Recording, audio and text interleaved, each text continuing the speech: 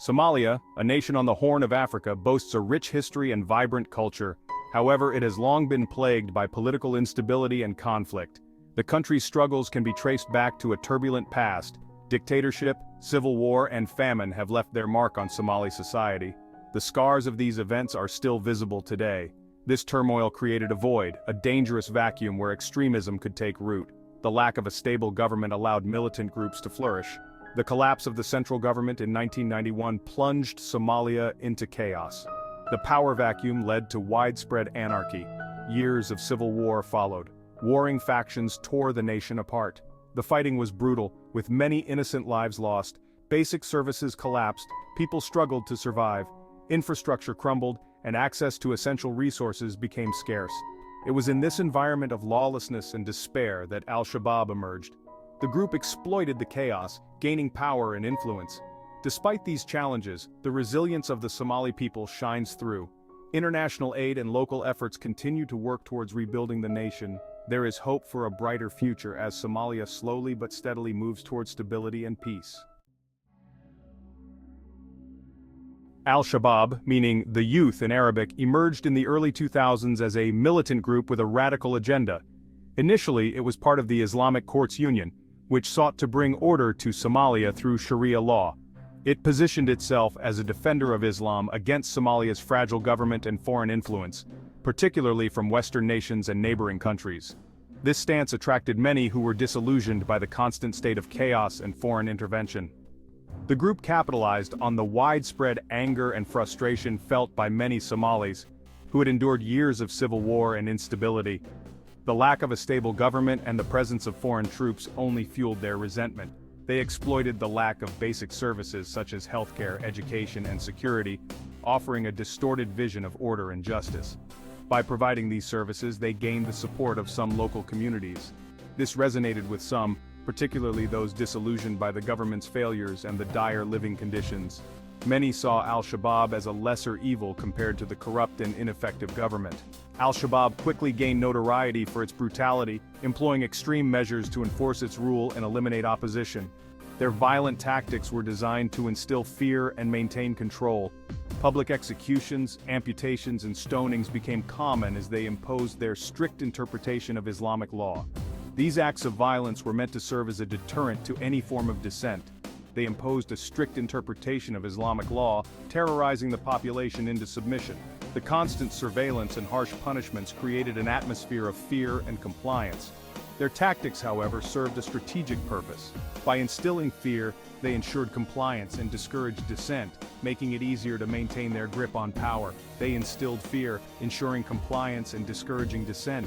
This strategy allowed them to expand their influence and control over large parts of Somalia, further entrenching their power and making it difficult for any opposition to gain traction.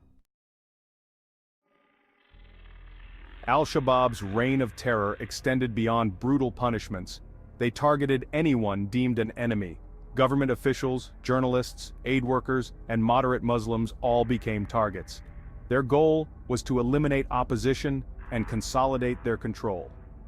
This campaign of violence had a devastating impact on Somali society. To finance their operations, Al-Shabaab turned to criminal activities. They engaged in extortion, kidnapping for ransom, and smuggling. They taxed businesses operating in areas under their control. This illicit revenue stream funded their insurgency and allowed them to purchase weapons and recruit fighters. Understanding Al-Shabaab's rise requires acknowledging the complex role of clan politics in Somalia. Clan loyalty has long been a defining feature of Somali society. It has also been a source of division and conflict. Al-Shabaab exploited these clan rivalries, pitting groups against each other and further destabilizing the country.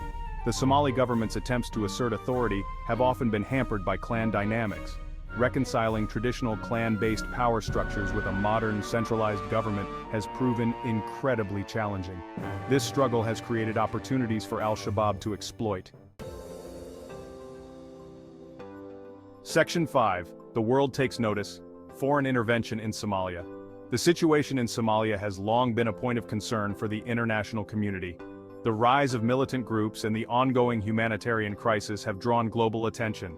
The international community, alarmed by Al-Shabaab's growing influence and the humanitarian crisis in Somalia, began to intervene. Al-Shabaab, a militant group with ties to Al-Qaeda, has been responsible for numerous attacks and has destabilized the region. The African Union deployed a peacekeeping force, AMISOM, to support the Somali government. AMISOM's mission was to provide security and assist in the fight against Al-Shabaab, aiming to restore peace and stability. The United States launched airstrikes against Al-Shabaab targets. These airstrikes were part of a broader strategy to weaken the militant group and disrupt their operations. These interventions aimed to weaken the group and create space for the Somali government to rebuild. The Somali government, with international support, began efforts to restore governance and rebuild infrastructure. Foreign aid poured into Somalia, providing much-needed humanitarian assistance. This aid included food, medical supplies, and support for displaced persons, addressing the immediate needs of the population. However, this aid often came with strings attached. International donors had their own agendas and conditions which sometimes complicated the aid distribution process. Donors' priorities sometimes conflicted with the needs of the Somali people. While the aid was crucial, it did not always align with the local context and priorities, leading to tensions and challenges. Furthermore, aid dependency became a concern, hindering the development of sustainable solutions within Somalia. The reliance on foreign aid made it difficult for Somalia to build self-sufficiency and long-term stability, highlighting the need for a more balanced approach to international intervention. Section 6, a double-edged sword, the impact of international involvement. While international intervention had some successes, it also faced significant challenges. Military operations, while weakening Al-Shabaab, also resulted in civilian casualties. These incidents fueled anti-Western sentiment, playing into Al-Shabaab's propaganda. The group effectively portrayed itself as fighting against foreign occupation. Another challenge was the lack of coordination among international actors. Different countries and organizations often had different agendas and approaches. This lack of unity hindered the effectiveness of the overall intervention. It also created confusion and frustration among the Somali people. Section 7, Seeds of Hope, Reconciliation, and the Path to Peace. Despite the immense challenges, there are glimmers of hope for Somalia. Reconciliation efforts, led by Somalis themselves, are crucial for healing the wounds of conflict. Traditional mechanisms of conflict resolution, involving elders and community leaders, are playing a vital role in fostering dialogue and forgiveness. Empowering women and youth is also essential for lasting peace. These groups have been disproportionately affected by the conflict. Their voices and perspectives are invaluable in shaping a more inclusive and peaceful future for Somalia. Section 8, Somalia's Uncertain Future, Challenges and Opportunities. Somalia stands at a crossroads. The path ahead remains uncertain, but the resilience of the Somali people provides grounds for cautious optimism. Rebuilding a shattered nation is a monumental task. It requires a long-term commitment from both Somalis and the international community. Key priorities include strengthening governance, promoting economic development, and addressing the root causes of extremism. Investing in education, healthcare, and job creation is crucial for providing young Somalis with alternatives to violence and despair. Section 9, Beyond Borders, Al-Shabaab's Global Threat. Al-Shabaab's ambitions extend beyond Somalia's borders. The group has links to other terrorist organizations, including Al-Qaeda.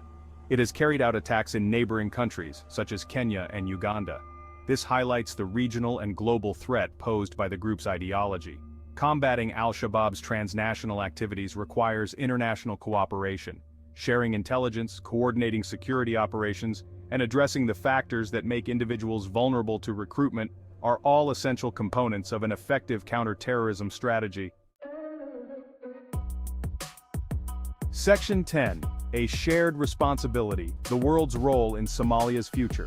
The international community has a moral and strategic imperative to support Somalia. This support must go beyond military intervention.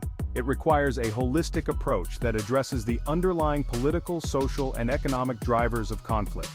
Investing in Somalia's future is not just about charity. It is about creating a more stable and secure world for all. A peaceful and prosperous Somalia benefits the entire region and contributes to global security. Section 11, A Call for Peace, Securing a Brighter Tomorrow. The journey towards peace and stability in Somalia will be long and arduous. It will require patience, perseverance, and unwavering commitment. But the human cost of inaction is far greater. The international community must stand in solidarity with the Somali people as they strive to rebuild their nation. Let us work together to create a future where all Somalis can live in peace, security, and dignity.